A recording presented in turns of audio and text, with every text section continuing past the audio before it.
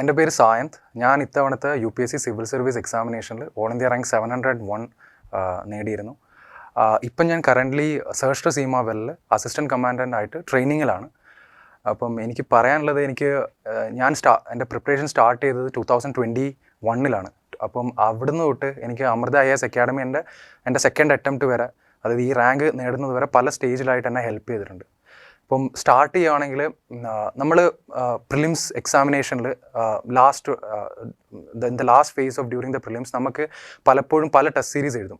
അപ്പം ഞാൻ അമൃത IAS അക്കാഡമിയുടെ ഓപ്പൺ മോക്സ് എക്സാം ഞാൻ എഴുതിയിട്ടുണ്ട്. അതിന് കിട്ടി എനിക്ക് ഞാനത് എഴുതാനുള്ള 2-3 ഫാക്ടേഴ്സ് എന്ന് വെച്ച് കഴിഞ്ഞാൽ, ടുവേർഡ്സ് ആ ക്ലോസിംഗ് ഡേറ്റ് ഓഫ് എക്സാംസ് നമുക്ക് നമ്മുടെ കോർ കൺസെപ്റ്റ് ഇവാലുവേറ്റ് ചെയ്യുന്നതിൽ ഭയങ്കര ഇമ്പോർട്ടൻസ് ഉണ്ട്. അപ്പോൾ പല ഇൻസ്റ്റിറ്റ്യൂട്ട്സും കുറച്ചും കൂടെ ടഫർ ആയിട്ടുള്ള ക്വസ്റ്റ്യൻ പേപ്പേഴ്സ് ഇടുമ്പം അമൃത IAS അക്കാഡമിയുടെ ഓപ്പൺ മോക്സിൽ ഞാൻ കണ്ടൊരു സ്പെഷ്യാലിറ്റി എന്ന് പറഞ്ഞാൽ നമ്മുടെ കോർ ക്വസ്റ്റ്യൻസും നമ്മുടെ കോർ നോളജും അളക്കുന്ന കൈൻഡ് ഓഫ് ക്വസ്റ്റ്യൻസ് ആണ്. അപ്പോൾ ഞാൻ ആ എക്സാംസ് എഴുതും.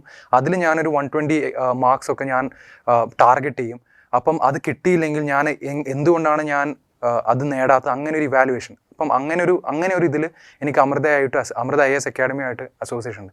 അത് കഴിഞ്ഞിട്ട് പക്ഷേ എനിക്ക് ഫസ്റ്റ് അറ്റംപ്റ്റ് എനിക്ക് കിട്ടാതിരുന്നപ്പം ഞാൻ ഫസ്റ്റ് അറ്റംപ്റ്റ് കഴിഞ്ഞ ശേഷം ഞാൻ CAPF UPSCയുടെ central armed police force examination എഴുതിയിരുന്നു. അത് ക്ലിയർ ചെയ്യുകയും ചെയ്തു. അതിനുശേഷം പിന്നെ ഇൻ്റർവ്യൂ സ്റ്റേജ് വന്ന സമയത്ത് എന്നെ ഏറ്റവും കൂടുതൽ ഹെൽപ്പ് ചെയ്തത് ഇവിടുത്തെ മോഹൻ മേനോൻ സാർ എന്ന് പറയുന്ന സാറാണ്. He's an Indian railway personnel സർവീസിലെ സാറാണ്. അപ്പം സാറിൻ്റെ 1-on-1 ആണ് എന്നെ ഒരു UPSC ലെവൽ ഓഫ് ഇൻ്റർവ്യൂ എങ്ങനെ കൊടുക്കാം എന്നെ ഹെൽപ്പ് ചെയ്തത്. അപ്പം ആ എക്സാം ഫോർച്യുനേറ്റ്ലി ഞാൻ ക്ലിയർ ചെയ്തു. അപ്പോൾ അതിന് എൻ്റെ ഒരു കോൺഫിഡൻസ് ബൂസ്റ്റ് ചെയ്തു. പിന്നെയാണ് ഞാൻ എൻ്റെ സെക്കൻഡ് അറ്റംപ്റ്റിലും ഇതേപോലെ തന്നെ പ്രിലിംസ് ഓപ്പൺ മോക്സ്. അത് കഴിഞ്ഞ് പിന്നെ ഞാൻ മെയിൻസിന് ഇവിടെ അസോസിയേറ്റ് ഇല്ലെങ്കിലും മെയിൻസ് കഴിഞ്ഞതിന് ശേഷം നമ്മൾ മെയിൻസിൻ്റെയും ഇൻ്റർവ്യൂവിൻ്റെയും ഒരു ടൈം ഗ്യാപ്പ് ഉണ്ട്. ആ ഗ്യാപ്പ് എനിക്ക് ആക്ച്വലി ഒരു യൂസ്ഫുൾ ആയിട്ട് എനിക്ക് ചെയ്യാൻ പറ്റരുത്. ഇവിടുത്തെ അമൃത IAS അക്കാഡമിയിൽ ഒരു ഗ്രൂപ്പ് ഡിസ്കഷൻസ് ഉണ്ട്. ഗ്രൂപ്പ് ഡിസ്കഷനിൽ നമ്മൾ മെയിൻസ് കഴിഞ്ഞിട്ട് ഇൻ്റർവ്യൂ എക്സ്പെക്റ്റ് ചെയ്യുന്ന പല ആൾക്കാരും വന്നിട്ട് നമ്മുടെ starting from very topics, from Indian society ആയിക്കോട്ടെ, കേരള സൊസൈറ്റി ആയിക്കോട്ടെ, ഇൻ്റർനാഷണൽ റിലേഷൻസ് ആയിക്കോട്ടെ, അങ്ങനെ പല ടോപ്പിക്സിനെ കൊണ്ട് നമ്മൾ ഡിസ്കസ് ചെയ്യുമ്പോൾ കിട്ടുന്ന എനിക്ക് 2-3 കിട്ടിയ ഇതെന്ന് വെച്ച് കഴിഞ്ഞാൽ, നമ്മുടേതല്ലാതെ ആയുള്ള എൻറ്റയർലി ഒരു ഓപ്പോസിറ്റ് വ്യൂ പോയിന്റ് വരുമ്പം അതിനെ എത്രത്തോളം റിസെപ്റ്റീവായിട്ട് പ്രോസസ്സ് ചെയ്യാം, അതിൻ്റെ ബേസിസിൽ നമുക്ക് എങ്ങനെ ഒരു ബാലൻസ്ഡ് ആയിട്ടുള്ള അപ്രോച്ച് നമുക്ക് ആൻസർ ചെയ്യാൻ പറ്റും, അതൊക്കെ എന്നെ ഭയങ്കര ഹെൽപ്പ് ചെയ്തു. പിന്നെ എനിക്ക് മാത്യു സാറുമായിട്ട് ഉള്ള 1-on-1 സെഷൻസ് ആണ് എന്നെ ഏറ്റവും കൂടുതൽ ഹെൽപ്പ് ചെയ്തത്.